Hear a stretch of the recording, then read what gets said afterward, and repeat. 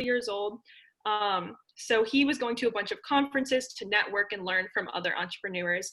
There was one event that year that was for families. So he took the whole family while we all went up to Philadelphia for this event.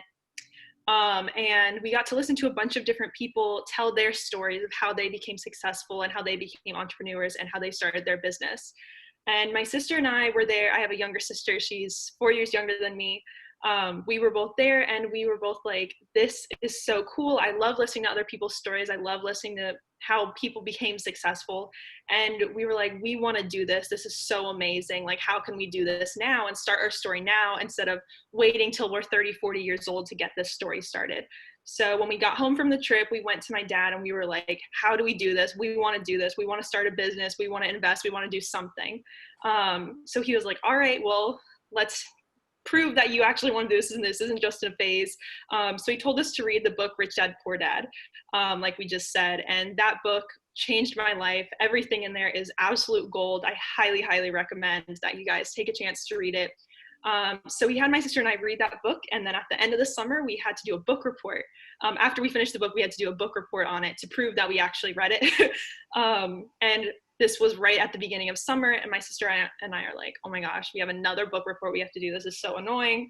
But we were like, you know what? We want to do this. We want to prove we want to do this. So we read it. Every night we went upstairs to my room for like an hour and read it together. And if we didn't understand something, we ran back downstairs and asked her dad what it meant and ran back upstairs to finish reading.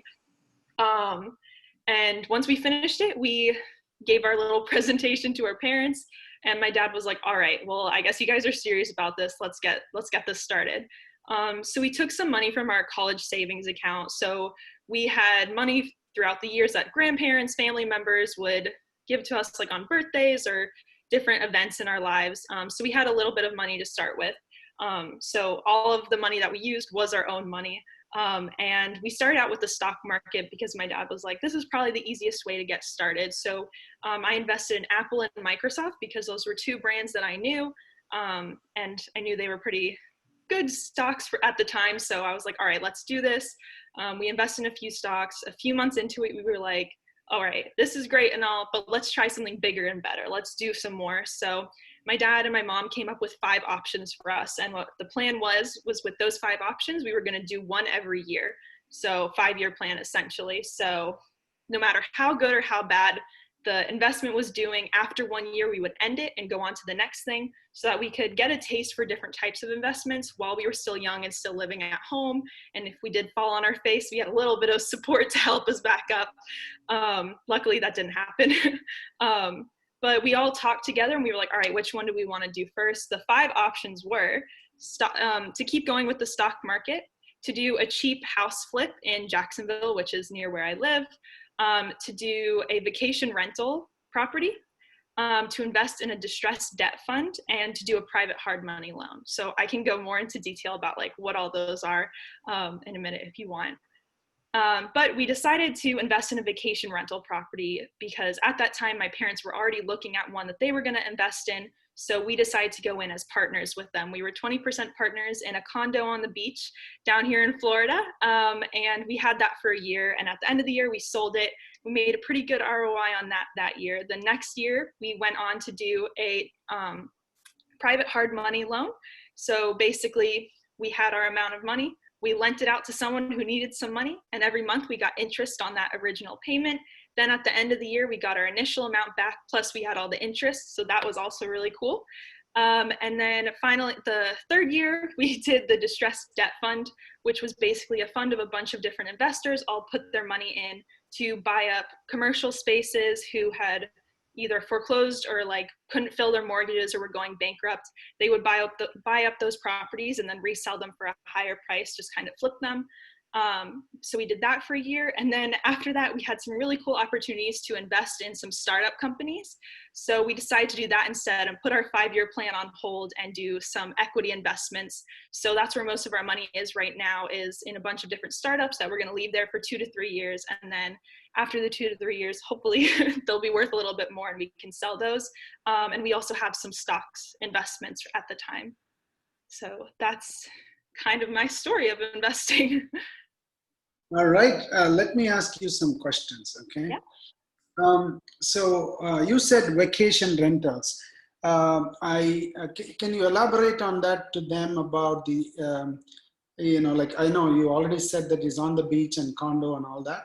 Of course, I'm sure that they know about Airbnb. And what are the different ways of owning and how much money is needed for them if they want to own one of those? Or Yeah. a part of that or something like that. Yeah. So for the vacation rental, basically, so like how it works and everything, is that what you were asking? No, just to give them in a way that they understand how they can get involved, like something like that. Yeah, so basically we had this property that my parents had been looking into. We went in partners with them. And since it was in a cool location on the beach, people wanted to vacation there. So we put it on Airbnb and VRBO, and people would rent it out every week. And eventually that would pay off all our expenses that we had so we could make money that way. I would say if you were going to get started in that business, you do need a little bit more capital to get started, a little bit more of like a amount to start with. Like traditionally, there are a lot of ways where if you do get a mortgage or something like that on a property, there are certain programs where you can pay a lot less in down payments, which I learned recently, which is really cool because that's going to be very helpful in future investments. Or you could always go in with a partner, someone else that you know who maybe has money and wants to invest in something with you. So that's kind of how you would get started in that way. I hope that kind of answered the question. Yeah, just a follow-up question on that. How much, I know you partnered with your parents, so how much money you had to put in that project along with your parents, and what percentage of ownership you had for profitability, whatever it is? Yeah, so we went into that project. It was a more expensive condo, I'll say off the bat. We had about $20,000 to $25,000 that we invested, and we were 20% owners. So that was a more upscale, higher value property. But if you do look around in like big areas like that, there are way cheaper properties that you could get that you could start with a lot less than that. But that was our project. So which means you had $4,000 to $5,000 at that time already. That's it. Because you are 20%. You are 20% of the $25,000, correct? We invested 25,000. That was the 20%. So How much, that was, was 25%. how much was your money in there? Your money Was $20,000. Oh, you personally, not your parents? Yes, my sister and I together. Wow, that is a lot of money. Wow, that's great. Okay, so tell them about what is the ROI. ROI is return on investment. So basically, if you bought something for $100,000 and you sold it for $150,000 at the end of the term, then that would be a 50% ROI. I hope I did that math right. Yeah. So 50% return. So typically 50% return, how many years it takes for you to make a 50% return? Depending on the market, it can take a while. It kind of depends on where the market's at, how you got the property and everything. For us, we did not make a 50% return on our investment in that 1 year. I think it was, I want to say 13 to 15% ROI, which was pretty good for just 1 year of owning it. But it depends on the market and where you are and all that fun stuff. Definitely. Thank you very much. And right now it is Q&A time, guys. She's here with a lot, with the heart, right? She wants to give her experience to you. She has come with full of heart to to give you. So it is your turn to ask, and then get how much ever you would like to. Go ahead. I have a question. When you started doing stock market, did you start with day trading or just investing in particular stocks? Yeah, that's a good question. So we actually started with investing. I invested in Apple and Microsoft. I can't remember what my sister invested in, but we had those stocks and we kind of just left them there. We weren't doing as much day trading just because we were in school and didn't have as much time to like focus on it a ton. So we left it there for however many weeks, and we're just tracking it every day to see how it was doing. Thank you. Yeah. Yeah. Who wants to go next? I had a question. I don't know much about investing, but did you like use any sort of app to invest, or like how's that investing process? Yeah, so with stock investing, there is an app, I think it's called Robinhood. That's a great way to get started with stock market investing because you can literally do it from your phone with however much you can do with $5 or $100. As far as more the bigger investments like real estate and funds like that, I don't know of any apps for it. That'd be a cool app to create though. Thank you. Yeah. So how many of you are motivated to start investing? Because how much, see, if you guys keep on studying even a PhD for another 10 years, if you're not focusing on money on the side, probably you're losing a lot of time. See, by the time she's 19, so when you started, how much money you had and what is your net worth today? By Leanna's net worth, by yourself, how much is it? Yeah. So when we first invested, I had invested about $10,000 into it. And now my net worth is close to $90,000. Yeah, she has $90,000 worth of properties. And what is the monthly income you're able to generate today?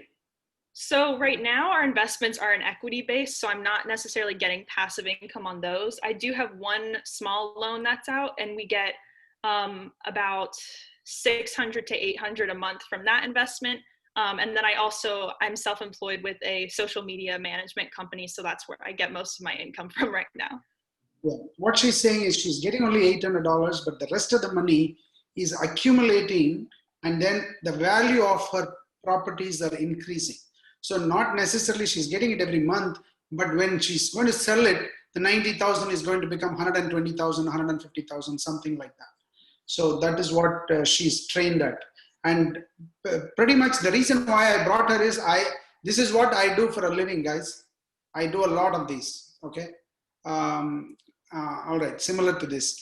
So any other thoughts or any other questions, comments? How useful was it to you guys? Was it even relevant to you or not relevant to you? Whatever it is. Go ahead, Sneha. So you said when you first started that instead of taking the typical college route, you went into more entrepreneurship. When you first started investing, did you think that you were going to do that, or did you think that it was just something that would be going on the side? That's a really good question, actually. When I first started, I did think it was just going to be something on the side that I was just going to do on the side to eventually maybe pay for my college. It wasn't until about end of sophomore year, beginning of junior year in high school that I decided to make that switch in life path. Why do you think the education outside of the college is important? What educations are you doing other than college? Yeah, so M1 has been a really big source of education for me. Like you said earlier, it's basically a group of a bunch of really awesome entrepreneurs who are just trying to make their way in the world, and it's really awesome. And I've learned so much from that group. That has been an amazing source of education for me. And I try to find online courses that are interesting to me. Right now, I just enrolled in the Masterclass official website with like all the different celebrities and masters in different fields. So I'm studying that a lot right now. That's been really cool. I'm looking for a social media course to take. So just different online courses that I can find instead of paying for college, because I'm the kind of person where I don't really learn by reading in a textbook and taking a test on it. That's just not kind of how my brain works, which is what helped me come up with the decision to take the entrepreneurship route instead of college. So just kind of trying to figure out different things on my own and learn from mentors and different people, role models in my life. That's really where I'm getting most of my education from. Really nice. I'm just looking who is unmuting yourself. That's how I know who is going to ask the next question. Is anybody raising? Okay, Radhika, right? Sure, sir.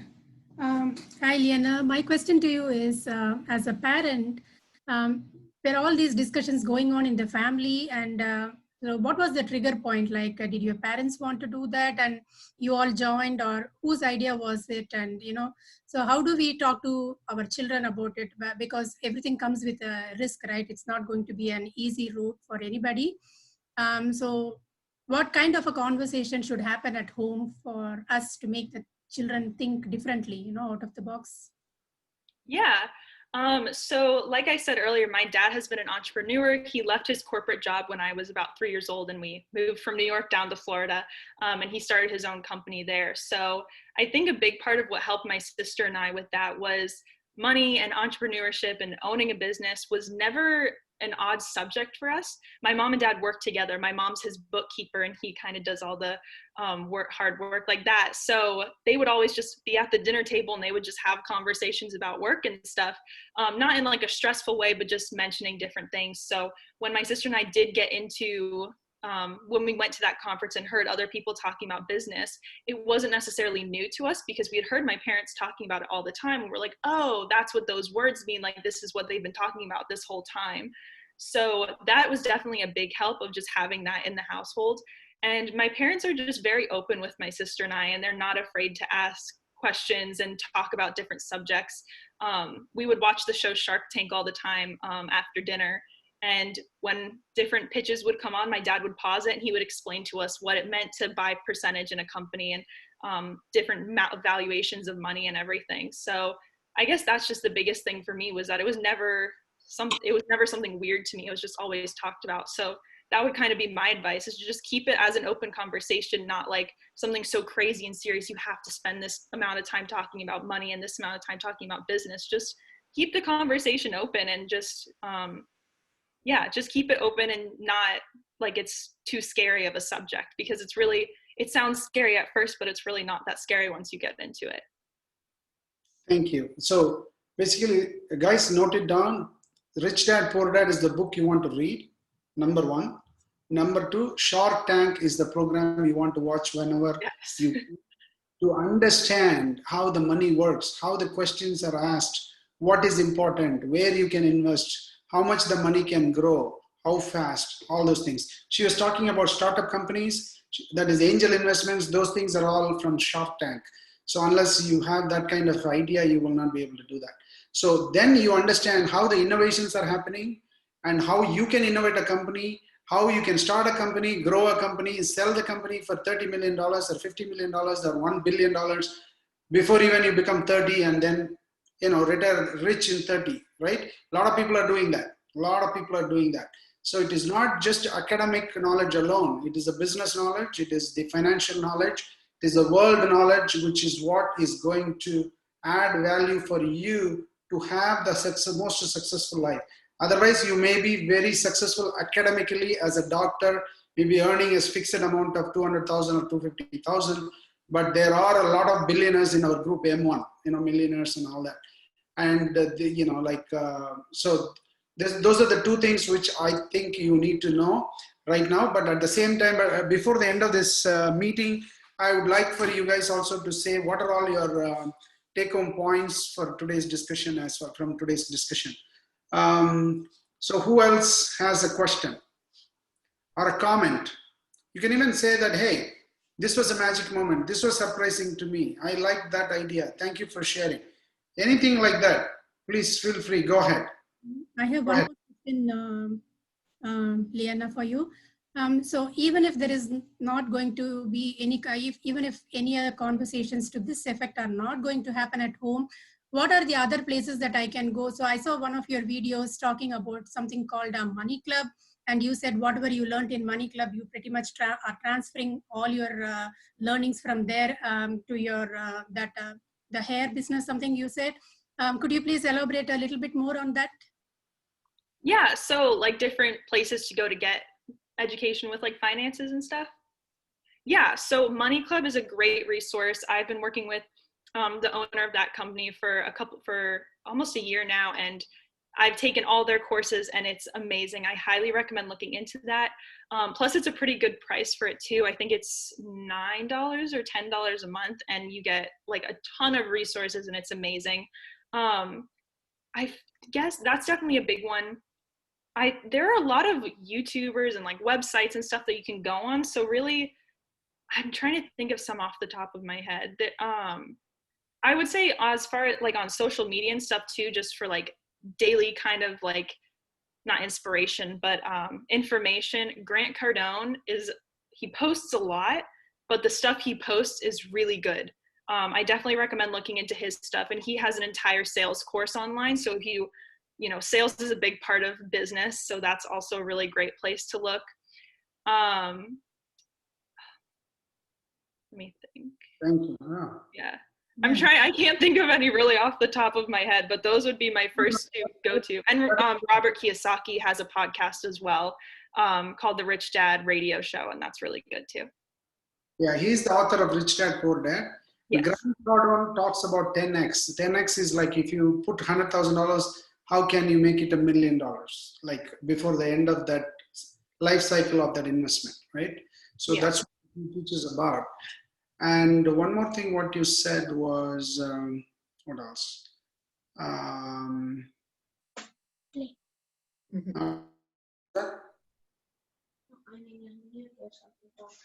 So, Tulasi, did you want to say something? Yeah. So, congrats, Leanna, for your achievement so far. Thank you. Thank you, you know, talking about the Rich Dad. And this book, Rich Dad and Poor Dad, has been in my bookshelf for years in my home. And I just see my husband and daughter read the book, and I never knew that book had such a big story. I just, you know, used to stare at them for reading the book. That's it. And one thing I just wanted to ask you is, could you please suggest an app or something, if at all these guys want to start trading or doing some investments? How do you track the US stock market? Are there some apps you use, or any tips for these? For the stock market, you said? Yeah. Yeah, so the app Robinhood is a great way of, I haven't used it a ton, but I know some of my friends have, where that's a place where you can actually physically invest in the stock market. As far as like researching and everything, I know there's a website called NerdWallet that has a lot of good information, as well as Investopedia. Those are two really good websites to look at. They have all different types of investment and stuff like that information there. But I know they definitely have a lot of stock information.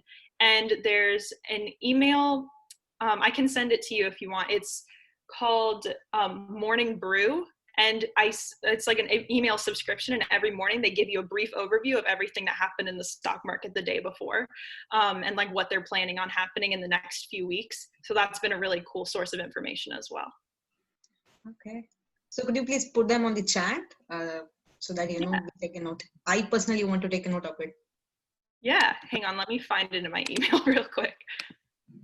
So guys, you know, everybody has researched on her about all that. So whenever there is a guest coming in, you know, if you can research of what they're doing, so that you will be prepared to make use of their presence a lot more, like what Andy is doing. That's number one.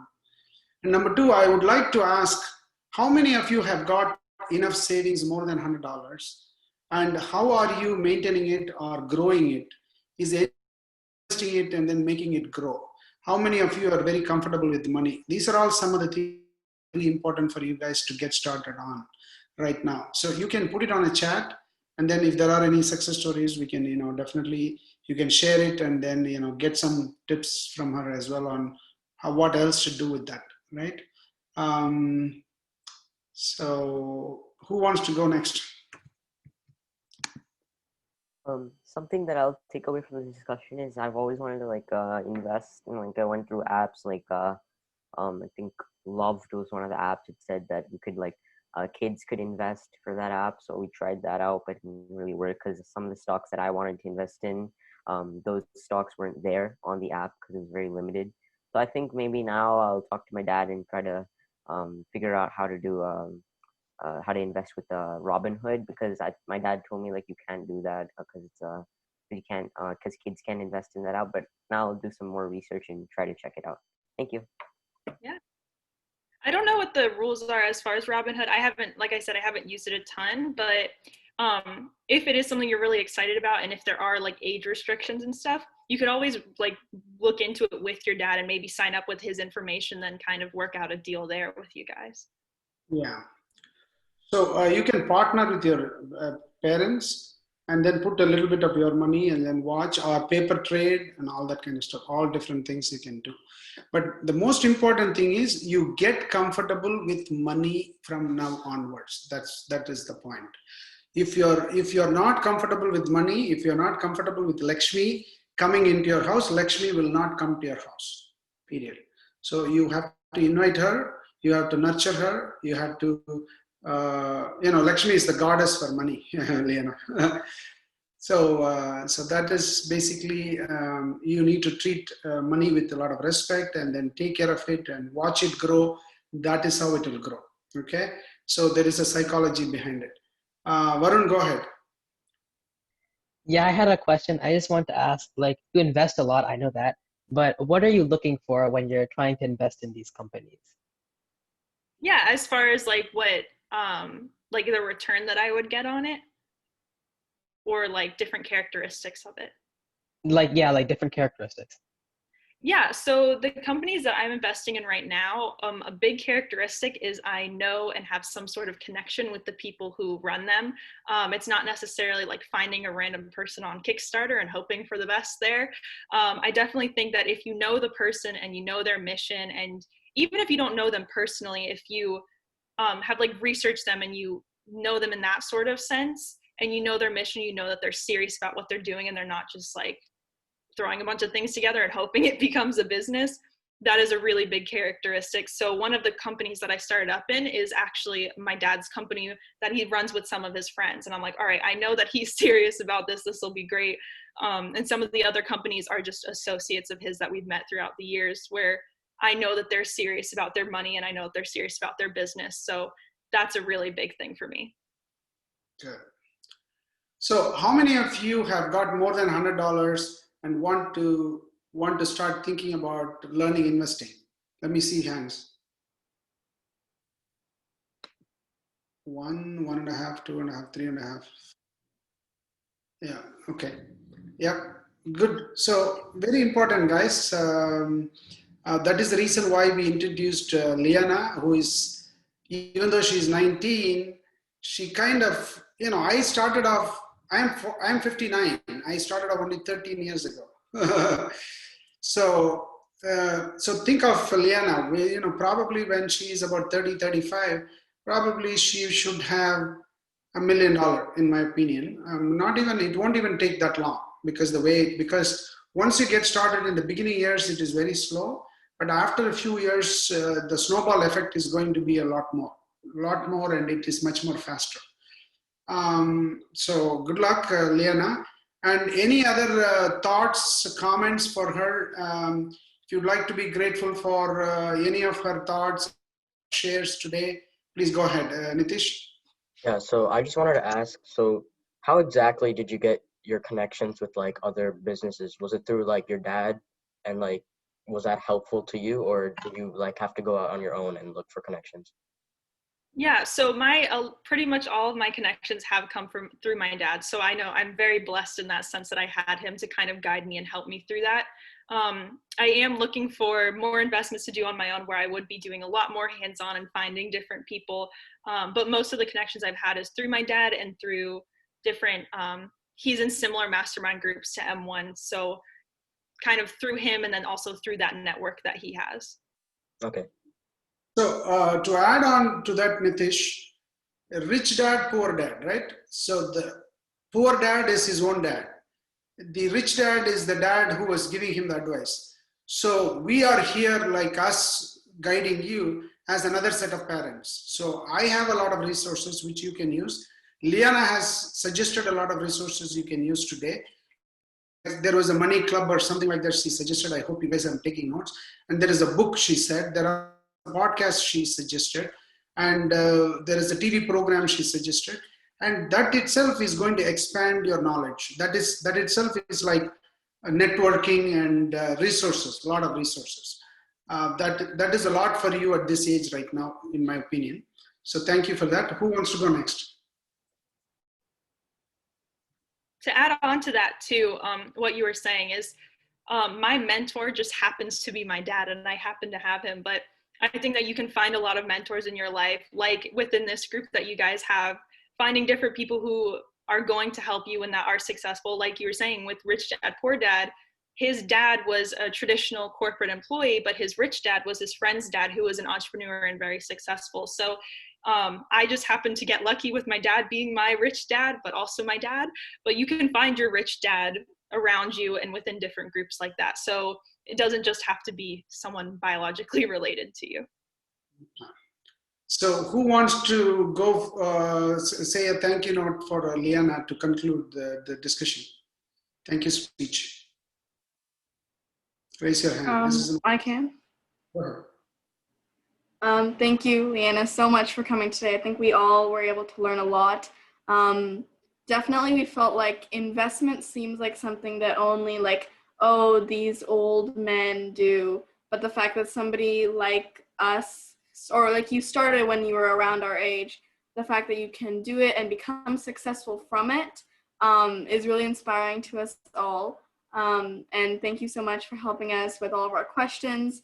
I hope you don't mind, but I was thinking that we could maybe share your contact information with the group so that we can contact you because you seem to be very helpful. Yeah, of course. Thank you so much. And thank you so much for coming and talking to us today. Yeah, of course. Thank you guys for having me. I'll put my contact information in the chat real quick. Sure, Leanna. Thank you. It was awesome because it's very important, you know, how much ever like what at your age, when you come, you are an inspiration to all of them. Thank you for your time. And thank you for being flexible. I know I made you wait for quite a few weeks because we had some charity activities going on, and these children, they have actually they helped raise $190,000 for charity. And some of them here, they made phone calls to raise money. So tell them that is the skill for, you know, sales call. You were talking about sales course and all that, right? How important is the sales course, and how important is them calling somebody like that skill, calling somebody and asking for charity money, right? That's what they're trained right now. So how important is that skill for them to become an entrepreneur? So with that, you can conclude. Yes. Yeah, that is amazing. You guys are incredible. That's so awesome. And that skill, like you were saying, that skill of talking to people on the phone and having those communication skills is so important. It's one thing I'm constantly working on with learning how to communicate with people, and sales is not my strong suit. So you guys are amazing for already having that down pat. So definitely keep working on that skill. Thank you very much, Leanna. I really appreciate your time. Guys, thank you all very much. And see you all next week. Bye. Thank you.